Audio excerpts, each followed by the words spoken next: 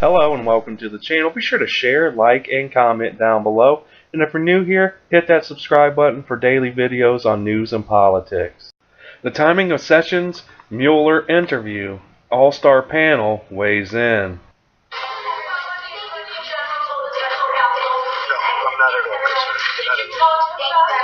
didn't, but I'm not at all concerned. Thank you all very much. Thank you, Chris. No, you didn't at all. Not even a little bit. No. He's going to do a good job. The president said today that Director Wray did not threaten to resign. How does he know that? I guess that would be based on conversations that he would have had with Director Wray. Does he think there needs to be a staff shakeup at the FBI?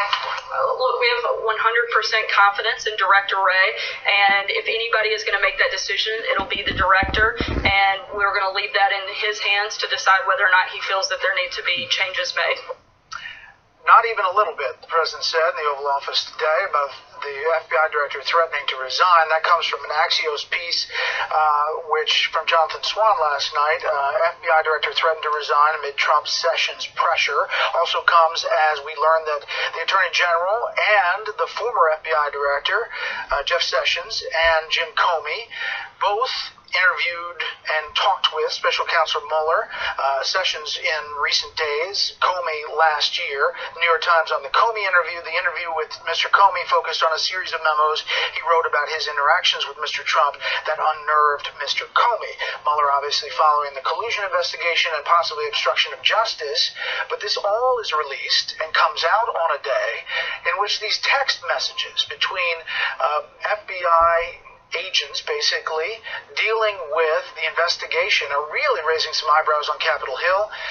Let's bring in our panel. In our Washington bureau, Steve Hayes, editor-in-chief of the Weekly Standard, Charles Hurt, opinion editor for the Washington Times, and with me here at the White House, Mara Liasson, national political correspondent of National Public Radio.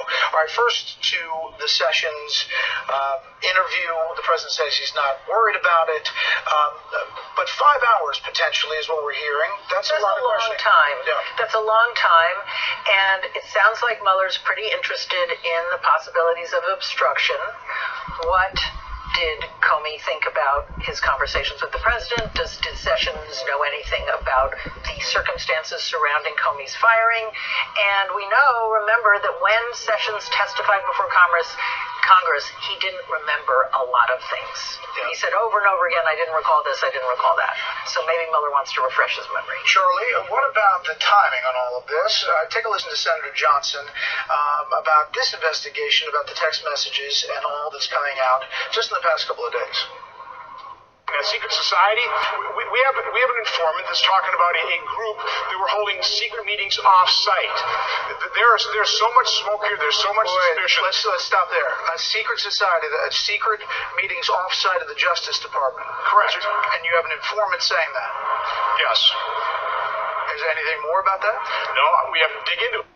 Has to dig into it, Charlie, but obviously this investigation and the fact that you have 5 months of these text messages missing is raising red flags up on the Hill.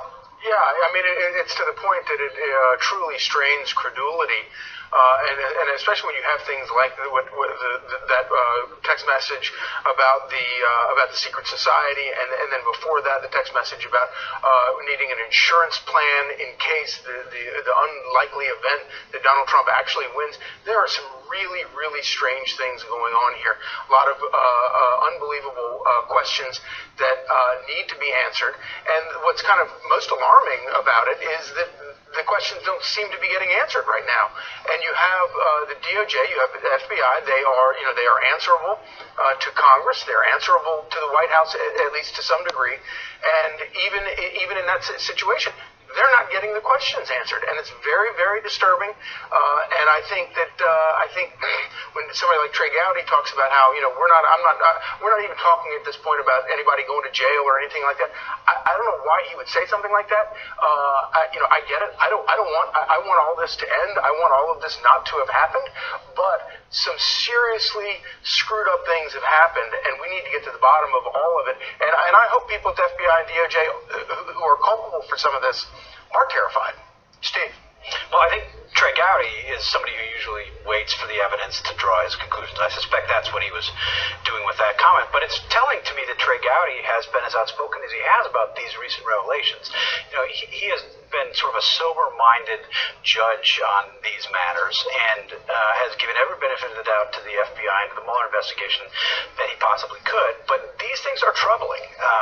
The sort of continued bias that we've seen through these text messages has to be troubling to anybody who believes in the fair application of the law. And if you look at the kinds of things that have emerged in the past couple of days and then marry them with what we had learned before, it's very clear that these were not just the private views of this couple having an affair.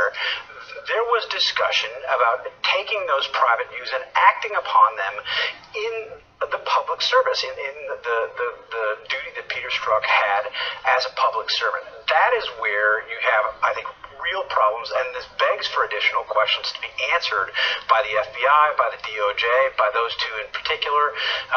These are real questions. This is a legitimate, substantive issue. Here's Representative Ratcliffe and Representative Trey Gowdy.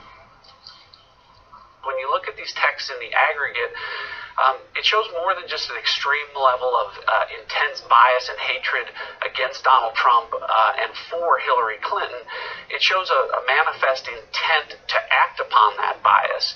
What's also troubling to me is this text that Johnny Ratcliffe found last night about this secret society. Now, I have no clue what that means because that was not the phraseology I used, but it's the day after the election, and it's the same two people that we're discussing a little bit later in the text, the damage they had done with the Clinton investigation and how they could, quote, fix it and make it right.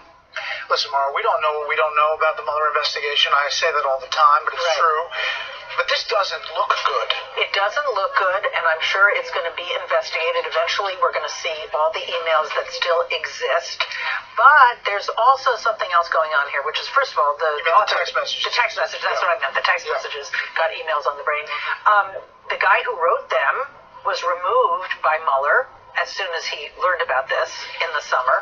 And a lot of this is part of undermining Mueller's investigation, making it look like it's just a partisan witch hunt, so that whatever he comes up with can be easily dismissed. But you don't have concerns about the substance of what they're saying? Yes, I do have concerns about the substance, but I think the reason that a lot of Republicans are harping on this is because they want to make sure that when Mueller finally does finish his report, that they can say this was just partisan. I think as a long-term strategy, not a good idea to undermine the Department of Justice and the FBI. All right, Charlie, your response to that? Yeah, I don't think that any Republicans over in Congress are going to stick their neck out to protect this president. In any sort of unjust way. That kind of strikes me as absurd. I do think that these issues are it's shocking, and I think that the people's outrage in Congress is very much founded. And when you stop back and you look at the whole Trump election in the first place, these are all the reasons why so many people came out for Trump in the first place. It's not that he was a perfect person or a perfect candidate or a perfect whatever. It was that he was going to come in here and drain the swamp, or whatever phrase you want to use. This just sort of proves all of that stuff. It's not only as bad as he said it was, it was even worse than he said it was. And Steve, quickly, on the other front is this Nunes memo, which is 4 pages, boiled down from, I think, thousands of pages, dealing with FISA and what is believed to be allegations of serious abuse in FISA warrants. We don't know when and if that's going to come out, but Democrats push back and say this is a distillation by Republicans. It seems like the text messages right now are crossing more of a bipartisan concern than the memo itself.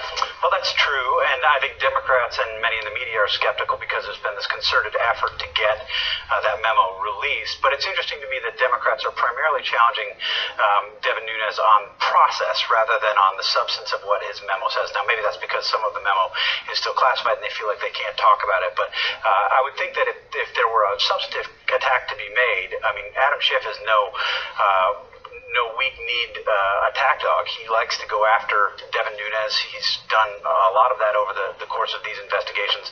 One suspects that if there were a more substantive attack or way of discrediting it, that he might be leveling it. And 10 seconds. It seems like the White House is inclined to release it, and I think it will be released. Be sure to share, like, subscribe, and comment down below. Let me know how you feel on all these issues. But other than that, I hope you guys have a great day.